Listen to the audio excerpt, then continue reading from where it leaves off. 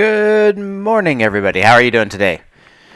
I hope your day is going well already, even though it's barely started, because, hey, there's a little elevation going on in our lives, and certainly in the markets. We're going to get to the reasoning why and what we can expect going forward here in the future. I would encourage you as well to go catch the TheoTRADE video at the end of today. It's already done. I already did it last night because I thought it was a good time to do it, especially with everything that was going on. Specifically, why we'd have something like Palo Alto sell off 25% while NVIDIA obviously skyrocketed to the moon. But before we go much further, and again, a good morning to all of you. Hello. Before we go too much further, we need to kind of dissect what happened in NVIDIA. Just seeing some of the chats there, just making sure. Do you buy blind calls at the open? No, Michael. And let me explain why. So what I'm going to do is I'm going to talk about all the bearish charts, just for Savitha. The thing to remember is, as we're looking at this, and we're looking at NVIDIA all the way up through here, this is not up as high as Palo Alto was down. So you're absolutely correct in the assessment that we should be paying attention to the bullishness of the overall markets, the indexes, and specific stocks. But we also know that many of the other sectors, and including the tech sector, has been weighed down as we looked at the sector rotation chart earlier. And we'll pull that up here in a minute as well. So we'll look at that momentarily. But when we're looking at NVIDIA, let's do some math. Let's calculate a couple of things that are going on here. As we're looking at this, I would say you don't chase this yet. Now, buying a call in the open, you're going to get a massive spread. You're going to get the bid and ask are going to go super far both directions. The volatility as the market makers try to find a market is still going to be in the hundreds of percentile on the implied volatility, likely on NVIDIA, and that's going to feed into your calls on the ES. So I would let that settle down and watch to see where we're settling in here. So let's highlight this move through here and let's talk about this rally. Do you remember, for those of you that were here in the morning, what our earnings play said? What did I say about the skew? Yeah, I'd be very hesitant in buying NVIDIA's spike because, and I'll show you, I'm going to do the math on this really quick and whether or not that lifts the same thing. Whether that lifts the rest of the market. So, and we'll run the math on it really quick. So, number one, yesterday when we were setting up the earnings trade, I commented that it seemed really odd and a significant amount of call skew because when I was going out to deltas near 2025, we were looking at about $70 on the puts and 100 plus on the calls. Now, notice what happened. We said that would give us a bigger expected move. Instead of the 83 or whatever the number was, the call side was saying we were going to go up to 100. Now, where we closed at 675 right there. And where did we jump? To 775 and actually touched up a little bit higher. But notice where it touched, even in the overnight. There's a reason why I trust the monkey bars. We went all the way up and just tagged that top distribution.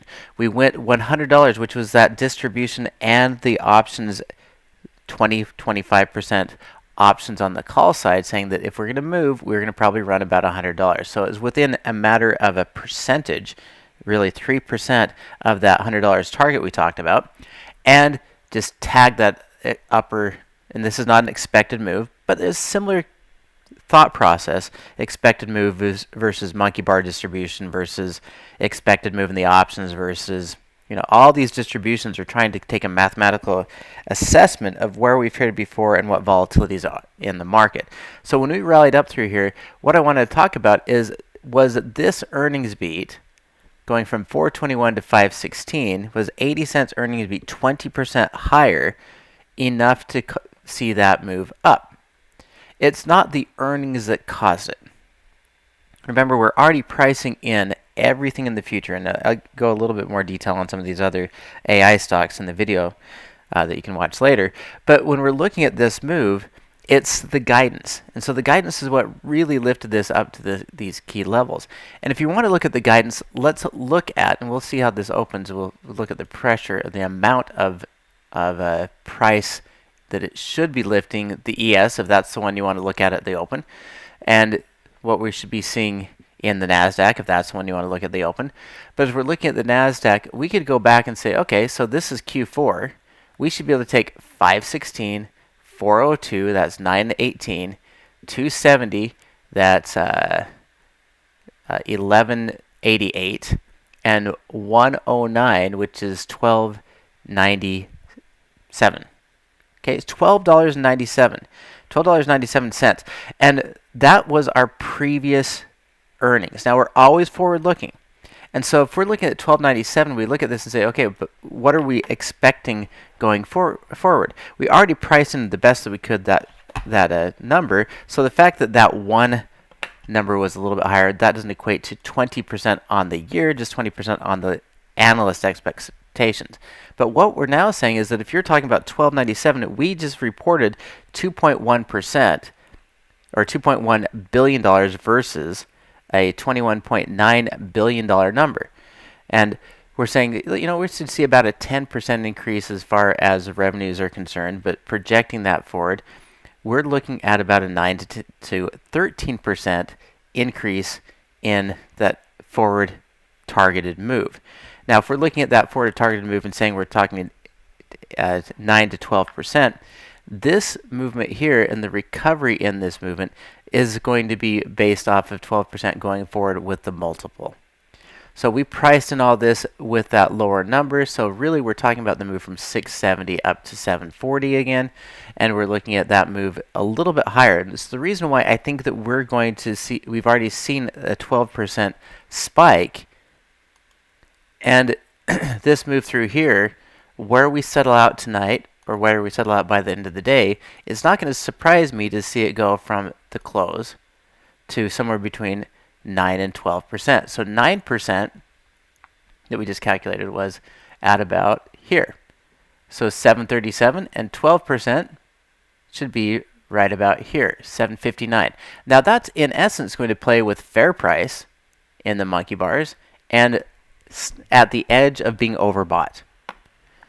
So all of this, long story short, all of this is what I'm saying is that this is accurately priced. The overnight already found the levels. The overnight already found the price range. And so I see this as it already found the levels, and we can extrapolate the earnings and the projected revenue growth to determine that we are seeing this increase, and we had to price in a beat of about 9 to 12% on future expectations, and that's what we priced in here. So where we finished here, this is hype in the European markets, and this is kind of the top of the move. Now I think that's why I don't want to chase NVIDIA. But what is NVIDIA's impact if we were to look at the 12% I was gathering from calculating out the expected moves and the progression from the 758, and the progression on the expectations is priced in immediately, and then you have the 12% difference on trailing 12 months. But you can actually I'll just use this page. If you go in here and type in, say, SPY, and we're expecting a 9 to 12% move higher, the SPY should be lifted by about 4%. That's the weighting of NVIDIA. Now, there is obviously a compounding effect that goes on here as well, but NVIDIA is directly accountable for 4%. 4% of that move. Now, I left Apple out of my discussion of AI stocks. I probably should have left it in, but I left it out, and I only focused on Google and Meta and Palantir and Microsoft. And so Microsoft already moved based off of its earnings and gapped up, and I think we're going to see NVIDIA mirror a lot of what happened there.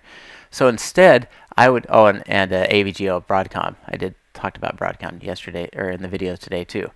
But as we're looking at that move, NVIDIA is going to have a compounding effect with 4%, but also how it lifts these other stocks. So how far did the other stocks move? How can we expect this weighting to push the SPY or the ES by proxy?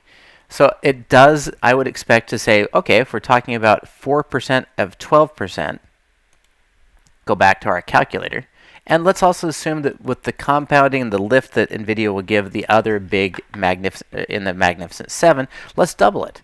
So Do we think that we're going to go 8% times 12%? Sorry, I'm not going fast enough. Are we going to see a 9% increase in the S&P? Probably not. I'm going to guess that we're going to see maybe half of that over the next couple of days for 4.5%. I don't know, David. I don't know why they lost Broadcom's original ticker symbol, or if a parent company bought them and then just kept the name. I don't know why they call it AVGO, but they do. All right, let's go back to the chart. I do have a couple other things I want to do, and I was trying to get to it faster, but obviously I did not get it done before the bell rang. And so as we're watching this, let's jump over to the ES. Let's keep this on the intraday, and we can see, there we go, that we got a rally in the overnight. We pushed higher, and we're up here at about 1.24%. I'm going to say that the price action is going to mirror what we just saw in NVIDIA and do the opposite side, which means fair price and oversold versus fair price and overbought. So watch for the ES to pull back somewhere in this 50 to 50.40 to 50.49, and that's where I'd start looking for the bounce, a confirmation, tighter spreads on your bid and ask, and also an opportunity to look at buying calls there. But this first candle, we could drift lower into this area, and the edge of that I'd expect to tag about 50.48. If we look at the same thing on the Nasdaq, and I didn't get a chance to show you the ratio or the weighting in the Nasdaq, but we're going to see a higher lift in the Nasdaq from NVIDIA because it accounts for a higher percentage. Hey, where'd my chart go? There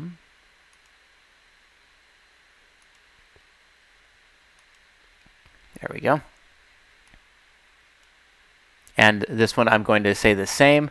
Since it's higher weighted with NVIDIA, I would say you're going to use the overbought area, 17,903, down to the fair price, 17,848. Now, there can be a lot of volatility, a lot of spikes, and maybe we do get an opportunity to buy into the Nasdaq on a bounce near the 50%, 17,845.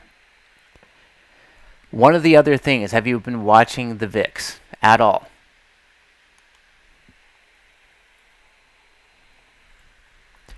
When we look at the VIX had risen and was holding a lot of uncertainty around NVIDIA's earnings after seeing Palo Alto. Palo Alto missed, dropped by more as far as projected or guidance, more than what NVIDIA gained. And we had a lot of volatility going into NVIDIA. Now we've dropped that out, and here we are at the open. If we want to look at this and say, but how do you manage a VIX that's near 14, that's kind of a base, that's kind of a support? If we're looking at this and go over to this chart, you can see we've gapped down here in this area.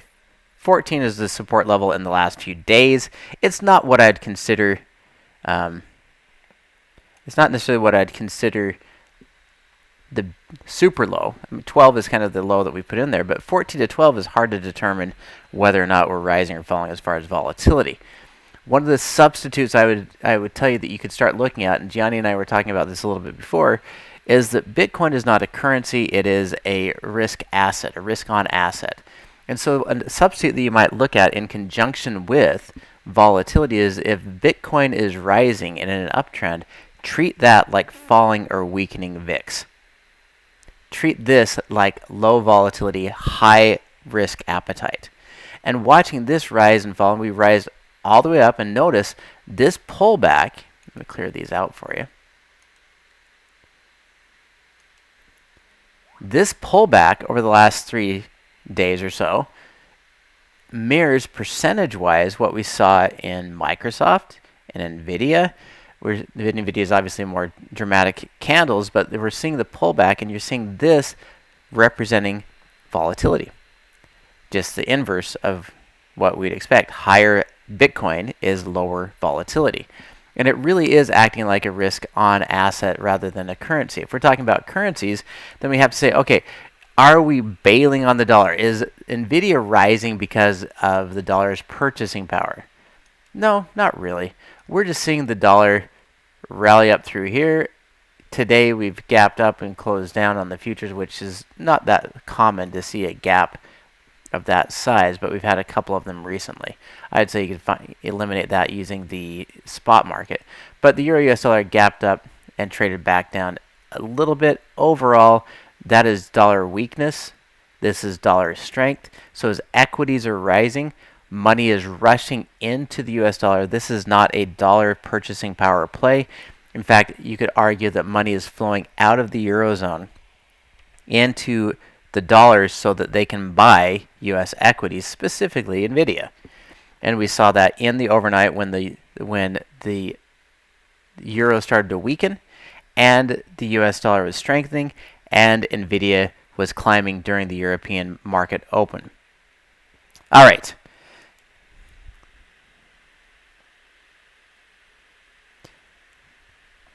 You know, that it's interesting. Interesting to approach it that way. Nvidia is Microsoft 1984. Just buy it and hold it. It's cheap. Tons of cash flow. Let me go back to that because I think that's a very valid point. Let's go back over there.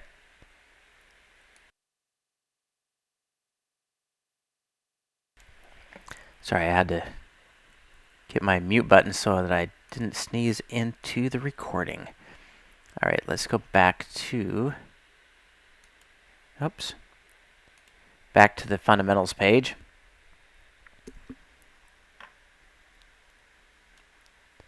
And a couple of things we'll look at in conjunction with the fundamentals page. Squish.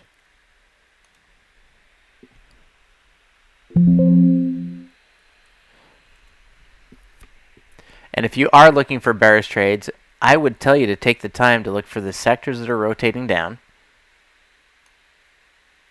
and the ones that don't have the cash flow, the ones that don't have the ability to meet their debt obligations. I've been talking a lot about, over the last couple of years, but even recently, about focusing on the cash flow, the blood force, and quick and current ratio, which is its ability to meet its debt. Basically, Nvidia has the ability, with its current assets, to pay all of its annual expenses 3.5 times over. And if we eliminate any inventory that they have, we're talking about 2.6 times. And if we're talking about, as you say, free cash flow has pulled back quite a bit, but still positive cash flow. Earnings are going higher, and this isn't updated yet. This is not updated with the data that we just got. But overall, they have a very easy time. They turn over their assets, what is that? In 9 months. But they have the ability to cover all their debt obligations. This is a strong sign for the overall economy. Not the economy, the Nvidia. Not the economy. Absolutely not the economy. One of the things that we need to pay attention to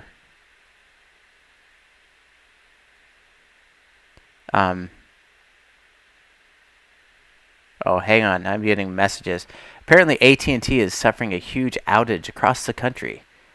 Cell service is dead on AT&T. All over the place. Like, everywhere. So, be aware of that. All right, let's see. Did we get our pullback to the 50% fair price? Did we get the tag there? Did we get far enough? Oh, we didn't. We got real close, though. Look at that. We sold off, dropped all the way down to 743, almost tagged it. And, is that enough? Was that enough of a pullback? It might have been. The 9 to 12% is between here and there if we're calculating it out as a volatility move, but if we get we can still get a gamma squeeze here if people are rushing in to buy that. If you look at your implied volatility, let's go ahead and look at the earnings, or not the earnings, the earnings play that we did, or that we set up. We did talk about the fact it was very expensive and a roll of the dice. But to look at the implied volatility, we were at 181% implied volatility into the close. We're all the way down to 91, so that is dropping down quick. Even with that little bounce, we have 91 that can drop to 57. If we look at the Analyze tab and go to our risk profile, you can see that our upside target was 765 on the calls. Now with all that implied volatility coming out, where's the sweet spot? 765. Currently, where are we at as far as the price now that we're drifting higher? Oh, there we are. Dead on. This is where you get out of Dodge. So this is where you say, hey, you know, I could roll it up and out. If I want to turn this into a vertical, absolutely could consider doing that. If I don't know if anyone even took this trade, but if we paid $638 for it early in the day, it is currently worth $980. It is worth 50% gain, 50% profit on this trade. If you have the 765 calendar, you can go into this just to digest the potential trade opportunity. You could go out and say, I'm going to buy this back, and I would say let it either hit that 765 again and see if this will drop down to about, or yeah, probably drop down a little bit on that, the fact that half of that is implied volatility, that all of it's going away by tomorrow. So by tomorrow's close, all of this is zero if we stay at 765 on the dot. So if I can buy this back for, say, $13, $12, $10, then if we look into this week, I can roll it out, buy this back for $12, and sell the 770 for $21. Look at that. Holy cow. If you are in this trade, you can currently, even without waiting for the vol crash, you can buy back the 765 for 14, and you could go out to the 775 for 19. You could collect $5 and almost pay for the original trade, and then have a $1,000 trade. That if it keeps on going higher, you have a $1,000 potential, and in essence, no risk. So this current situation being tagging that calendar almost perfectly. And Timothy, I don't know if you were in that. You're one of my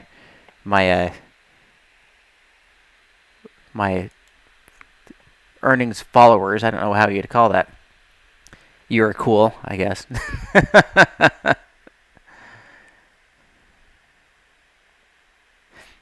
But yeah, this is beautiful. Beautiful, beautiful as it sets up through there. I'm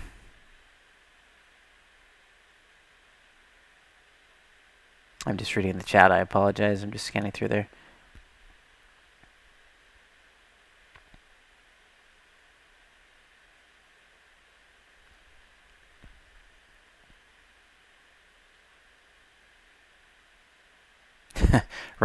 Ron's saying to sell the farm and buy Amazon and Nvidia, right? And there's ways to trade it. I mean, that earnings trade could be the way that you get into a position that is a long-term position into Nvidia. If you really had the willingness to do that contract and roll it into a vertical, then if it doesn't get into past the vertical, you could actually own, or the short side of the vertical, you could actually own it at 765. 100 shares at 765, it requires $76,000 for that earnings trade, but to turn into an owning the position trade. But that's amazing. That roll is one of the best rolls I've ever seen on an earnings play. See how we pulled back now to about $13. I would imagine this is going to drift down to 12. And if you can buy this one back for 12 and go out $10 and get this for 18, that means you've collected $6 and paid for the original trade. So you have zero risk from the original trade and a $1,000 spread, a $10 wide and the option $1,000 spread. And that would be, like I said, if you had that on, I would consider rolling that right now, as long as you can get a fill right now. As SMA, I don't like doing the earnings into the Friday because we don't have the time to adjust it as much as we do on these others. As we're looking at, you're right, we talked about that. I thought you were talking about a new one. SMH is the semiconductor ETF, and we did talk about the SMH as a potential substitute. Did you take the SMH one? Let's see if the numbers work the same as good there. And I'm watching my time. I've got 10 minutes before Gianni comes in here and razzles and dazzles and inspires and educates you in his session. As you know, he will be going through his class on Find Tomorrow's Strongest Stocks today, and he'll be doing that here in just about 10-15 minutes. So I have 10 minutes before I have to jump off. Additionally, The professor is on Yahoo TV today at 9:15 Central. So that's coming up here as well. So a lot going on today. All right, go back to SMH. In SMH, we were looking at this at 205 to 188. And calculating the percentage there, I would have to go in and see if we even report it under the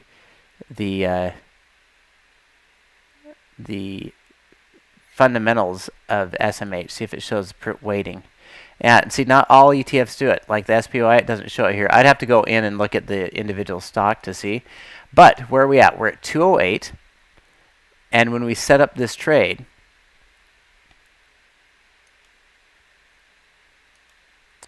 we're looking at the 205. So this one went past it. Then the question is, okay, if we're at 138, I can walk away with $15. 10%, not what I want. But if I paid 138 for it and I can walk away with $15, my next question is, can I roll out that option? We didn't get the same kind of increased volatility on the roll on NVIDIA, which was, like I said, I don't know if I've ever seen it that big. But we can look at this and go from 205, I could cover it for 460. We could roll out to 207.50, and we'd have a 250 wide spread. And if I paid 460 and rolled to 440, would you pay 20 cents to increase the opportunity on this to a 250 wide spread and $250 with 56% odds that you're going to expire in the money or at max gain? Yeah, I would add 20 cents to that. So if we paid 130, 135, that means you're saying, okay, I'll pay 20 cents more, roll it out from the 205 to the 207.50, short side from the 205 to the 207.50, and I'm going to be in the trade for 155. If I'm in it for 155 and it can become worth 250, then I have the potential to make 66% return on the revised cost or revised risk of that trade. So does that help, Daniel?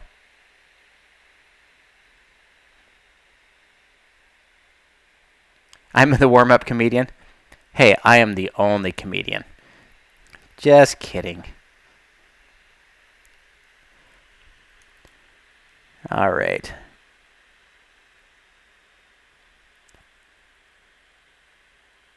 So Brad and Daniel, like I said, I think that's a pretty decent opportunity. You still have 20% of implied volatility to cut out of this trade in the next 2 days. And probably half of that or more is going to happen today.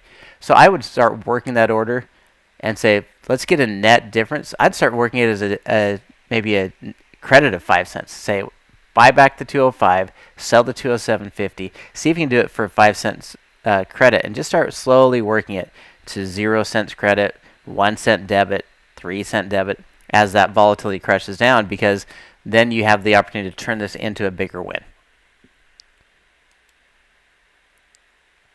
A bigger win. All right. Now, and I joked earlier about let's go ahead and go through all the bearish trades that we should be looking at. And we know the market is up. This is currently set to weeklies. And we talked about the cross down in tech. Now, tech has returned back, but they're all still lumped here together. So everything up here, I like to look at the top 3 sectors and the bottom 3 sectors. But we still have sectors that are negative. So when you're saying that, don't talk to me about bearish charts, I say absolutely talk about bearish charts. Utilities, absolutely talk about bearish charts. Energy, and that would be saying, can we see a peak and can sell it? That doesn't mean oil is going down. It means that we're looking for the energy sector, the individual companies, and the oil exploration, the upstream, downstream oil companies. And then the third one here that is positive with energy, utilities are negative, but the barely positive over the last 3 months is real estate. And so when we see spikes in Toll Brothers and other things, I'm still going to look for shorting those highs, especially as we keep rates higher. So there's absolutely stocks and sectors and things that we can look at for bearish strategies and bearish opportunities, but not in the ones that are trying to lift the market. So if you're talking about the idea of how can we calculate the percentage, I would say you can absolutely go into the S&P 500. You can go in and find SMH should show you the prorated percentage in their ETF that is NVIDIA. But remember, NVIDIA is causing lift. And I will tell you again, you can go back and watch my video tonight that talks about the percentage lift and where we might expect things to go in other stocks like Google and Palantir, and where we might see that lift. And what did we get? We got a lift in the overnight on Google. We pulled back, went past the 50% level, and now it's right back at this monkey bar level. So that may have been all the lift we're going to get for today, but if we expect the lift to continue for NVIDIA, I'm going to expect Google and Amazon and Microsoft and Meta to lift back to their previous resistance levels as well, and Broadcom. But as you're looking at that, be aware that that creates that multiple. So even though NVIDIA only counts for 4% of the SPY, that's why I said, remember, it's going to compound into the other ones, the other AI-specific stocks, and so therefore you might expect those to lift, and therefore you might be looking at a multiple, a compounding effect, and therefore I would say whatever percentage NVIDIA is going to climb and you've priced in or calculated, whether you're using expected move or Bollinger Bands or monkey bars or any type of the distribution type of things to determine the top price patterns for that matter as well, then I would take that and say, if this is the percentage target, I would double that as far as a percentage target, or double the weighting of NVIDIA and then multiply it by the percentage target. So if we expect NVIDIA to go 20% and NVIDIA accounts for 4%, I would say 20% times 8%, and that should give you a good idea that we're going to expect equities to climb about 1.6% as far as the S&P. All right. Way to go, Brad. So you got a 1 cent credit and said, okay, the cost of that trade was originally $135, so I'm in basically $135 again. And now I have a $2.50 spread for no additional risk. So what was going to be maybe a 40% return on the 135, now you have the potential to have it go all the way up to 250, and you're at a 56% probability of that happening.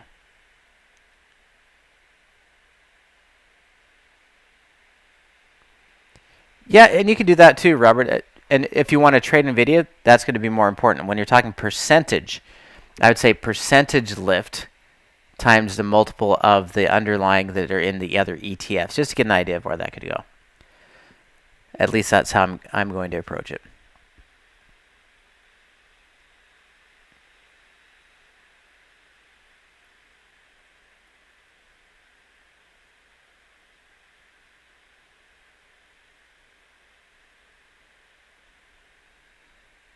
Mark, I'm seeing your chat, so I think you're working here through your AT&T, if you can hear me. Yeah, using it as a proxy for this SPX. You could, yeah, you could do that, but I just be aware that you're not going to get the same magnitude. David, on SMH, on the roll, don't worry about the put. The put's going to be in essence worthless. It's so far away. It's going to be worthless. I would let the short side expire and decide if you just want to close out the call, or sorry, the long put on Monday.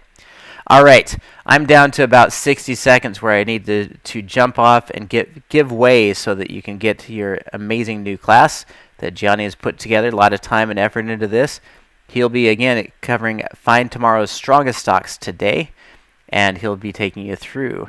I've pasted the schedule in there before. I can paste that in again. Here's the schedule of the day, and also a reminder that the professor is on Yahoo TV coming up shortly as well. There you go. I will see some of you in the futures room a little bit later, but otherwise, have a fantastic day, everybody. Be kind, be safe, be smart, be safe in this market. Got a lot of volatility still. And yes, we don't jump onto moving trains, and we don't try to stop speeding trains either. So let the train run, but also look at how you can manage your risk in these. This is a lot of lift, a lot of elevation. Here comes Gianni.